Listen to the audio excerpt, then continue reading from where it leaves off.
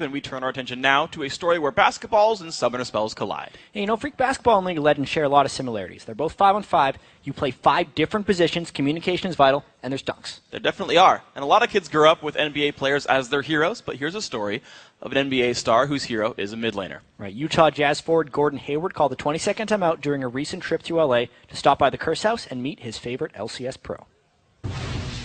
Hey, what's up, man? How you doing? I'm good. My name is Gordon Hayward. I am a professional basketball player for the Utah Jazz.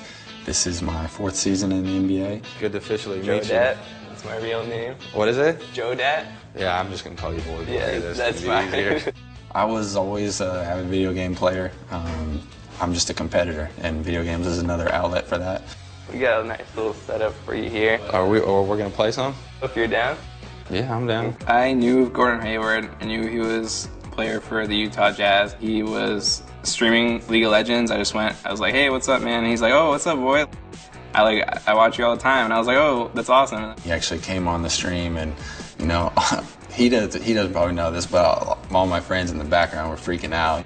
I play a lot. Usually I bring my laptop so I can play on the road, just depending on like the internet. And some of my friends are like gold. They rub it in so much. Like, dude, like, I'm gonna get there. Just wait. Yeah. Should we do ranked or normal? This is my B5 account. Yeah, we should definitely do normal.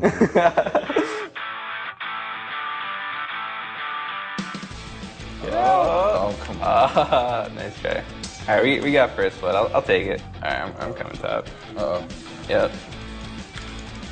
I'm coming. Oh my god. Flash. Can you get back on with D?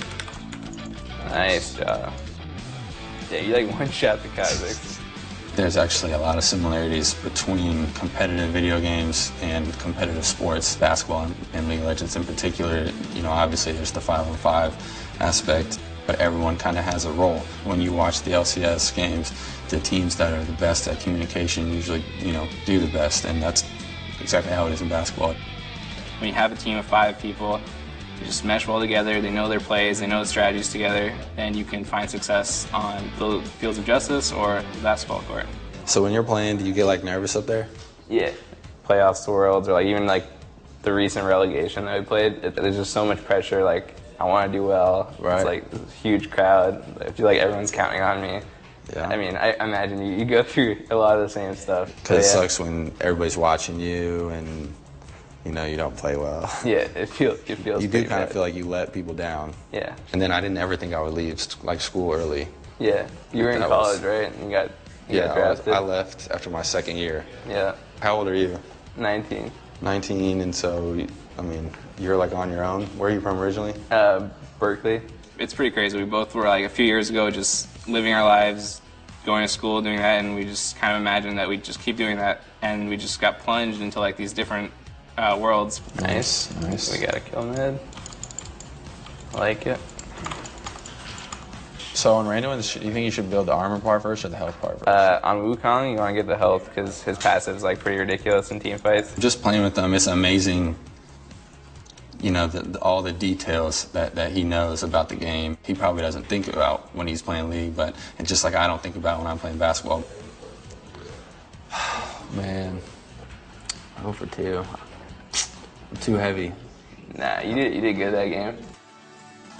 We had a lot of fun, and we did make some plays together. We did. We got some first bloods. In both games, actually, we got first blood. We didn't really turn that into victory for us, but it was a good start, I guess. So you had to work on your autograph? I just do whatever. I do the Voyboy.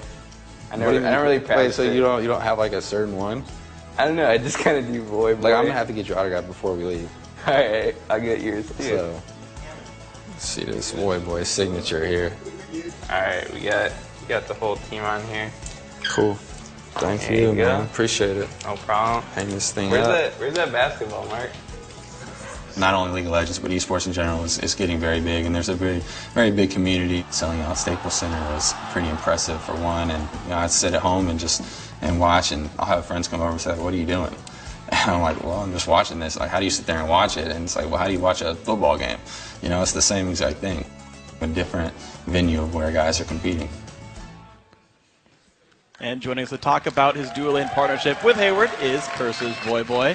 How's it going? I'm doing well, thank you. So, like, I'm like kind of at a loss for words. Like, I like the package. What were like your thoughts overall? Like, seeing him hanging out for the day. Like, what was that like? Yeah, so when I started talking to Gordon, we were just kind of messing around. It was like, oh, like we played some games online. It was like, all right, now you gotta like come play me in basketball. Like, I'll show you what's up. And then I was like, all right.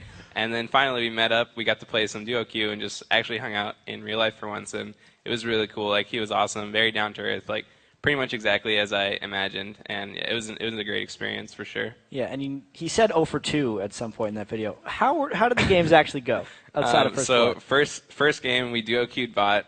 He played Lucian and I played Thresh. We were just like, all right, we're just gonna like go off and like carry this game, and we like got first blood. I think we double killed their bot lane, and then our mid laner just died a bunch of times, and they kept roaming down, killing us. So that was kind of a bummer. And then second game we're like, all right. You just play like you're one of your best champions. I'll just play one of mine. He played top lane Wukong, which is like one of his specialties, and I played jungle Lee Sin. So the strategy was just that I just like gank his lane, like get him fed, and Gordon would go off. And then so we killed their top lane and their jungle a bunch of times, and we had like a massive advantage. And then I mean, just like League games go, it all fell apart. Yeah, it's sometimes you just throw. I think it was a Baron throw, and that was kind of the end of us. But Ouch. Yeah. So that first game is because this ward didn't ward, right? Basically. Yep. And that was my fault. Okay. So then, how'd the basketball games go, though? We actually didn't get to play. He had to play the next day. He was playing the Lakers, which they actually won that game, and so he had to get back. And we wanted to play a little bit of hoops, but we didn't have time. But I think we could all imagine how that would go. Yeah, you got a bit of a height edge on him. Yeah, I feel like you'd be more agile though. You get around him. Just put the layups over it. Like, I wish. Just the micromanagement, the mouse moves. Okay. Let's actually start talking about the games today. So, how you feeling about your matches coming into the week? So we're playing EG again. It's a rematch. Last time we played them, I wasn't feeling too good, and I kind of let my team down. But hopefully, going to today's game, we're going to do a lot better, and hopefully we can do that. Yeah, what's it been like now that Saintfish is a little bit more established as a support player and Z-Camp more in that coach role? Yeah, so Saints just started to play support, I think, about a month and a half ago. So he's still sort of learning the ropes on the role, but from like a shot calling perspective and stuff, he's bringing like a more directive voice to the team that is something that I guess we kind of lacked for a little bit. And not every game goes spectacularly, but I think we're like actually looking to make a lot more plays, and I think that's pretty important because we might fall down a bit more, but I think the successes that we have are a bit more dynamic, and we actually like see ourselves improving, I guess, which is I think a good thing. Are there any differences playing with Saint compared to last season? Has he changed as a shot caller?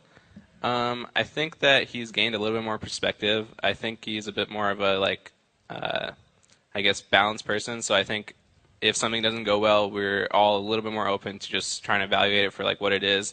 And I think that he's changed for the better. I think that there's a lot more room to grow as a team since last season. All right, Voy, thank you very much. Good luck on your games this weekend.